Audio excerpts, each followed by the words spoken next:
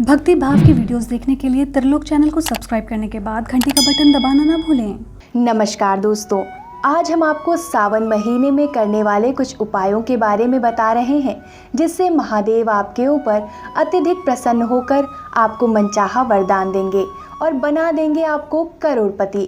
सभी जानते हैं कि सावन का पावन महीना शुरू हो चुका है। सभी भक्तगण अपने अपने तरीकों से भोलेनाथ को प्रसन्न करने में जुट चुके हैं। इस बार का सावन बहुत ही शुभ संयोग लेकर आया है, इसीलिए यदि आप भी अपने जीवन के दुखों से छुटकारा पाना चाहते हो तो इस सावन के शुभ संयोग पर भोलेनाथ को प्रसन्न करें और उनका पूजन करें। यदि आप विद्यार्थी हैं और परीक्षा में अच्छे अंकों से पास होना चाहते हैं या कॉलेज खत्म होने के बाद नौकरी की तलाश कर रहे युवा हैं और यदि आप नौकरी कर रहे हैं और अपनी नौकरी में तरक्की या पदोन्नति चाहते हैं या अपनी सैलरी में बढ़ोतरी चाहते हैं, इसके अलावा विवाह योग्य होने पर आपके विवाह में कई बाधाएं आ रही हैं या विवाह होने के बाद आपको संतान प्राप्ति में कोई परेशानी है, तो इस सावन भोलेनाथ को प्रसन्न कर आप अपनी इन इच्छाओं को पूरा कर सकते हैं। आपके व्यवसाय में किसी तरह का घाटा हो रहा है या आप अपना व्यवसाय बढ़ाना चाहते हो और चाहते हो कि आपके घर में सभी प्रकार के सुखों का वास हो, तो हमारे द्वारा बताए गए इन उपायों में से किसी एक को ज़रूर अपनाएं। आप देखेंगे कि 30 दिनों के भीतर ही उपाय से आपके जीवन में शुभ परिवर्तन आने लगेंगे। इसीलिए आप भोलेनाथ पर भरोसा रखें और उनकी भक्तिभाव से पूजा अर्चना करेंगे तो निश्चित ही भोलेनाथ की विशेष कृपा आपके ऊपर बरसेगी, क्योंकि ये उपाय छोटे मोटे उपाय नहीं हैं, बल्कि ये उपाय स्वयं भोलेनाथ ने माता पार्वती को बताए थे और कहा था कि जो भी भक्त मेरे इन उपायों को करेगा उसके जीवन की समस्त समस्याएं समाप्त हो जाएंगी और मैं उसकी सभी मनोकामनाओं को पूर्ण कर दूंगा और अंत में उसे मोक्ष की प्राप्ति होगी। हम जो उपाय आपको बताने जा रहे हैं वो सावन के महीने में किसी भी दिन किसी भी समय आपको करना चाहिए। यदि ये पूरे उपाय करना संभव नहीं है तो आप किसी एक उपाय को कर सकते हैं। इसके अलावा आप अलग दिन इन उपायों को अपना सकते हैं। यदि संभव हो तो 12 उपायों को अवश्य करें, लेकिन अलग अलग दिन। ध्यान रहे 12 उपाय एक साथ एक दिन नहीं किए जा सकते, क्योंकि एक दिन में एक ही उपाय करना चाहिए। ध्यान रहे जिस समय आप ये उपाय कर रहे हों। यदि आप भोलेनाथ पर पूर्ण विश्वास रखते हैं तो इन उपायों का निश्चित ही पूर्ण फल आपको प्राप्त होगा, जिससे आपकी सारी मनोकामनाएं तत्काल ही पूर्ण हो जाएंगी। तो चलिए अब जानते हैं इन उपायों के बारे में। नंबर 1, यदि आपके पास कोई भी सामग्री नहीं है और आप भोलेनाथ को प्रसन्न करना चाहते हैं, अपने जीवन की सभी कामनाओं को पूर्ण करना चाहते हैं, तो उसके लिए आपको केवल भोलेनाथ के मंदिर में जाना है और एक लोटे में जल लेकर उसमें थोड़ा सा गंगा जल डालें और फिर उसे किसी शिव मंदिर के शिवलिंग या अपने घर में ही बने शिवलिंग पर चढ़ाएं और अपने मन में अपनी इच्छाओं को भोलेनाथ के समक्ष रखें। भोलेनाथ का ध्यान करते हुए शिवलिंग के ऊपर ओम नमः शिवाय इस मंत्र का जाप करते हुए जल शिवलिंग पर अर्पित करें। यह उपाय आप सावन महीने के किसी भी दिन किसी भी समय कर सकते हैं। सावन में आप इस उपाय को जितना अधिक करेंगे आपको उतना ही अधिक और जल्दी इसका फल प्राप्त होगा, क्योंकि सावन के महीने में भोलेनाथ को जल की अत्यंत आवश्यकता होती है। भगवान भोलेनाथ ने समुद्र मंथन से निकले विष को पीकर संसार को बचाया था, लेकिन उस विष की तपन उनके शरीर को जलाने लगती थी, जिस कारण इंद्रदेव ने तेज वर्षा कर उस तपन को शांत किया था। जल चढ़ाने से भोलेनाथ के शरीर को आराम मिलता है, इसलिए कहा जाता है कि सावन के महीने में शिवलिंग पर जल अर्पित करना फलदायी माना जाता है, जिससे भोलेनाथ प्रसन्न होते हैं। दूसरा उपाय, यदि आप भगवान भोलेनाथ की पूर्ण कृपा प्राप्त करना चाहते हैं तो सावन के महीने में प्रत्येक दिन शाम को सूर्यास्त के समय शिव जी के समक्ष या शिवलिंग के सामने एक शुद्ध घी का दीपक जलाएं। यदि आपके पास घी उपलब्ध नहीं है तो आप किसी भी तिल या सरसों के तेल का दीपक जला सकते हैं। इसके अलावा किसी भी खाने में उपयोग होने वाले शुद्ध तेल का उपयोग आप इस दीपक को प्रज्वलित करने के लिए कर सकते हैं। यदि संभव हो तो ये दीपक आटे का बनाएं। इस दीपक को प्रज्वलित करते हुए अपने मन की इच्छाओं को भोलेनाथ के सामने दोहराएं और ओम नमः शिवाय का जाप निरंतर करते रहें। तीसरा उपाय, आपको भगवान भोलेनाथ के सामने बैठकर 21 बेलपत्र लेकर उसके सीधे वाले भाग पर चंदन से ओम नमः शिवाय को लिखना है। यदि 21 बेलपत्र संभव ना हो तो आप 11 बेलपत्र भी ले सकते हैं। 11 भी संभव ना हो तो आप 5 बेलपत्र भी ले सकते हैं। सभी जानते हैं बेलपत्र के हमेशा 3 पत्ते साथ जुड़े होते हैं। आपको अलग अलग 3 पत्तों पर ओम नमः शिवाय लिखना है और लिखने के बाद उस बेलपत्र को उल्टा कर शिवलिंग के ऊपर चढ़ाना है और बेलपत्र शिवलिंग पर चढ़ाते हुए ओम नमः शिवाय मंत्र का जाप करते रहना है।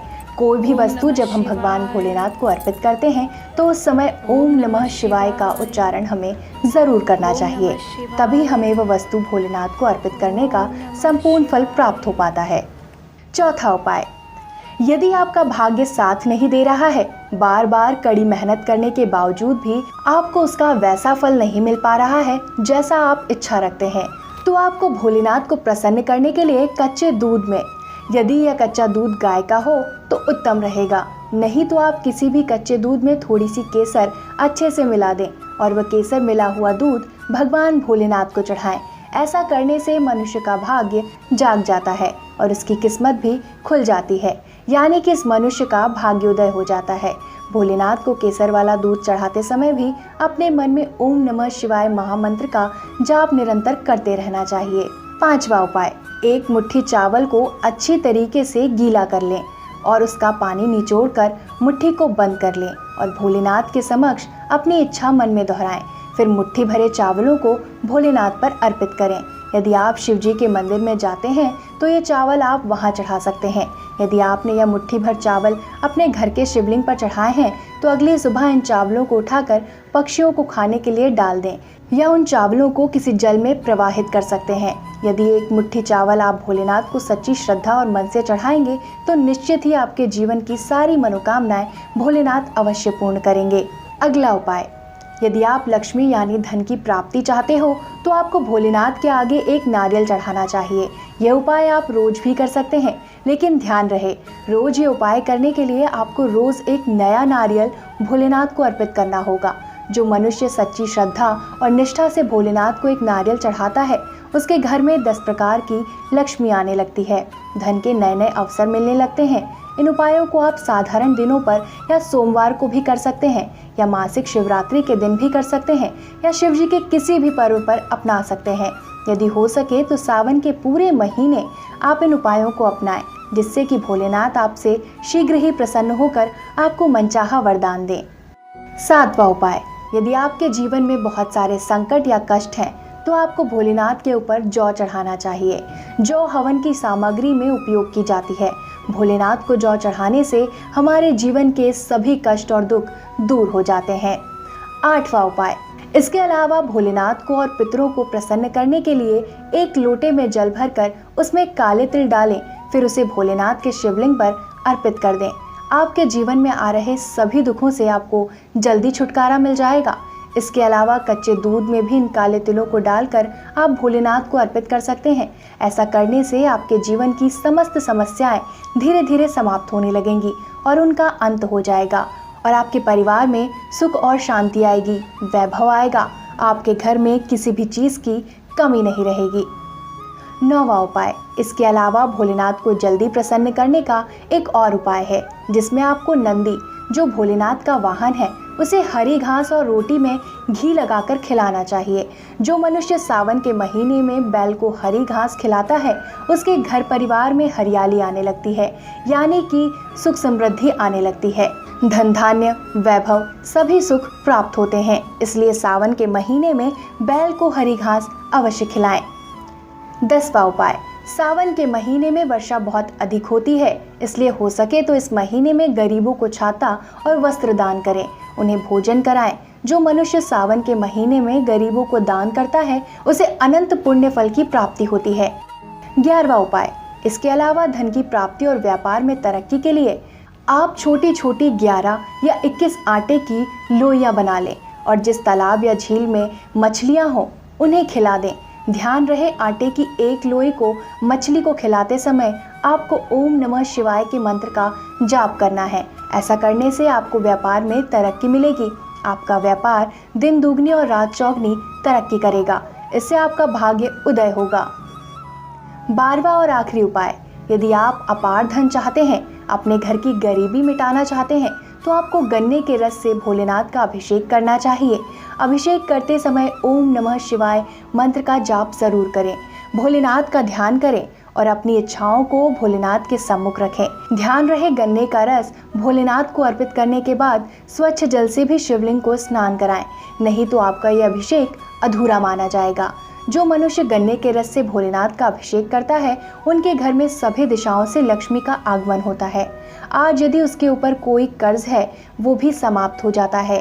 गन्ने का रस उपलब्ध ना हो तो आप गुड़ का पानी छानकर भी भगवान भोलेनाथ को अर्पित कर सकते हैं और उसके बाद शुद्ध जल से उस शिवलिंग को स्नान कराएं।